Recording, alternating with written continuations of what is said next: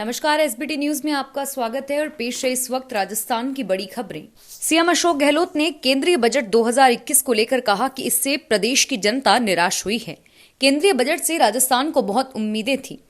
CM ने कहा कि बजट का पूरा फोकस सिर्फ चुनावी राज्यों पर रहा है। यह केंद्रीय बजट से ज्यादा 5 चुनावी राज्य बजट प्रतीत हो रहा है। बजट में पूरे दौर से गुजर रही अर्थव्यवस्था के लिए कोई नीति नहीं है। केंद्रीय मंत्री निर्मला सीतारमण के संसद में बजट पेश करने के बाद सीएम अशोक गहलोत ने एक के बाद एक कई ट्वीट किए।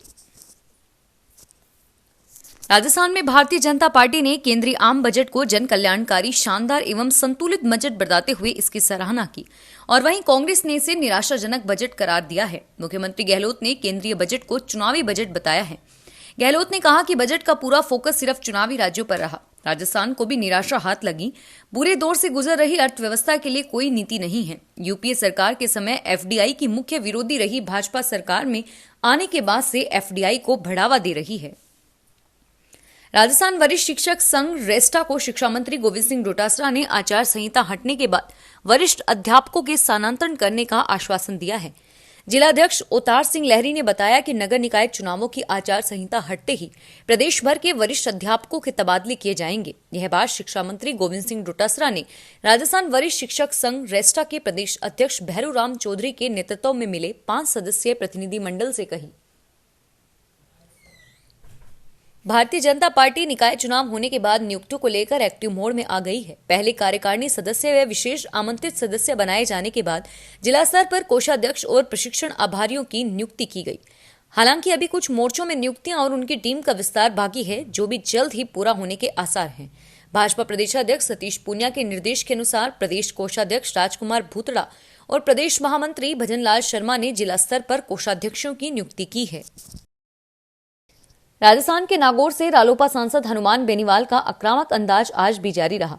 सांसद बेनीवाल ने केंद्रीय कृषि कानूनों के विरोध में वित्त मंत्री निर्मला सीतारमण की ओर से पेश किए गए बजट भाषण का बहिष्कार करते हुए सदन से वॉकआउट किया और इससे पहले रालोपा सांसद ने विपक्षी दलों के सांसदों के साथ वेल में पहुंचकर कृषि कानून वापस लिए जाने के संबंध में जमकर नारेबाजी की।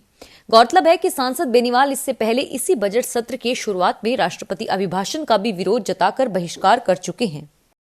लोक परिवहन और निजी बसों के विरोध में रोडवेज कर्मचारी लामबंद हो गए हैं। अनूपगढ़ में लोक परिवहन और रोडवेज कर्मियों में बीच में हुई झड़प के बाद 28 जनवरी से ही अनूपगढ़ डिपो में रोडवेज बसों का संचालन नहीं हो रहा और अभी इस मामले में लामबंद हुए रोडवेज कर्मचारी 3 दिन बाद 4 फरवरी को पूरे प्रदेश में 1 घंटे के लिए रोडवेज के पहिए थमेंगे और इसकी तैयारियां शुरू कर दी गई है।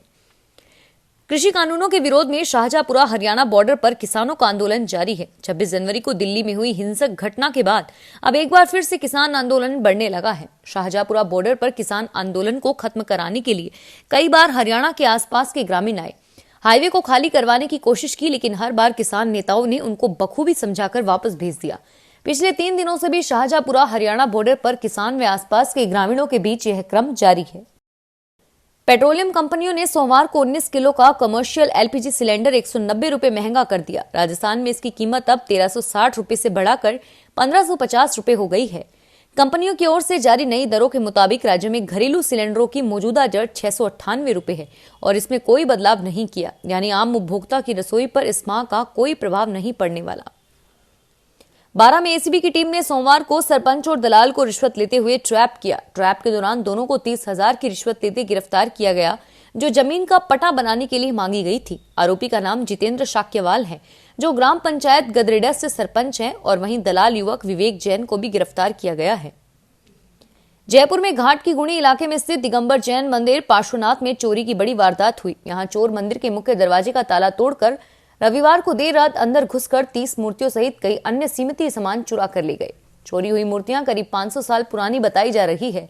ये सभी अष्ट धातु और पाषाण से बनी हुई थी। चोरों ने मंदिर के पुजारी के कमरे की बाहर से कुंडी लगा दी और इसके अलावा मंदिर में ही रह रही आरिका सुविश्वास मती माता जी के कमरे को भी बाहर से बंद कर दिया।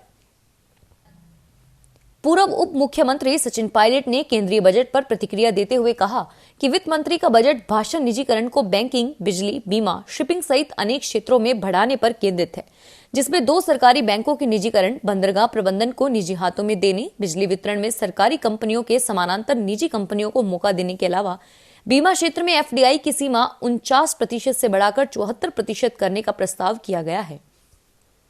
प्रदेश में बच्चों के अस्पताल की श्रेणी में सबसे बड़े सरकारी हॉस्पिटल जेके लोन इन दिनों चिकित्सा जगत की सुर्खियों में है। जेके लोन अस्पताल के रेयर डिजीज सेंटर में इलाज के लिए आया एक बच्चा ही डॉक्टर्स के बीच चर्चा का विषय बना हुआ है। अब इस बच्चे की बीमारी का जिक्र न सिर्फ चिकित्सकों के बीच हो रहा, बल्कि यह खोज का मुद्दा भी बन चुका है कि आखिर यह बच्चा जिंदा कैसे है। बायोलॉजिकल साइंस की आम धारणा है कि मानव के रक्त में लाल रक्त कणिकाओं के जरिए खून में ऑक्सीजन बहती है और यह किसी शख्स को जिंदा रखती है। पर अगर किसी शख्स का खून ही सफेद हो जाए तो इस धारणा को क्या कहेंगे। सिंध और हिंद के बीच बरसों तलक बेटी और रोटी का नाता रहा, लेकिन विभाजन के बाद इसमें दुश्वारियां आई। विभाजन के दरमियान हजारों परिवार पाकिस्तान की सरहद से इस पार आ गए। वह परिवार अपने साथ वहां के हस्तशिल्प को भी लेकर आए। उनमें से एक हस्तशिल्प था मुक्का महीन, सतरंगी धागों से बनाने वाला मुक्का। बरसों तलक गुमनामी में रहा, लेकिन अब वह विश्व पटल पर अपनी धूम मचाने वाला है। राजस्थान के बाड़मेर में आज भी पाकिस्तान की इस खास कला मुक्का को जिंदा रखा गया है। मुस्लिम माह रजब की पहली तारीख से लेकर 6 तारीख तक अजमेर में होने वाले सूफी संत ख्वाजा मोइनुद्दीन चिश्ती के सालाना उर्स में भीड़ को एकत्रित होने नहीं दिया जाएगा। चांद दिखने पर अंग्रेजी तारीख के हिसाब से ख्वाजा गरीब नवाज का उर्स 12 फरवरी से शुरू होगा और धार्मिक रस्म अदायगी भी लाख की जाएगी। किंतु उर्स में शरीक होने के लिए लाखों जायरीन देश भर से नहीं जुट पाएंगे, क्योंकि राजस्थान शासन के कोविड-19 दिशा निर्देशों की पालना में जिला प्रशासन उर्स में जनता की सुविधा और सहूलियत के इंतजाम नहीं कर पाएगा। भीलवाड़ा नगर परिषद में सभापति पद के लिए भाजपा व कांग्रेस ने कमर कस ली है। भाजपा स्पष्ट बहुमत से 5 कदम दूर है, जबकि कांग्रेस को 14 कदमों की सीढ़ी तय करनी है। सोमवार को दोनों ही दल चुनावी रणनीति में उलझे हुए हैं। हालांकि दोनों ही दलों के संभावित सभापति दावेदारों के नाम जग जाहिर हैं, लेकिन चुनावी नतीजों के बाद बदले समीकरण को लेकर दावेदारों के नाम पर भी मंथन हो रहा है।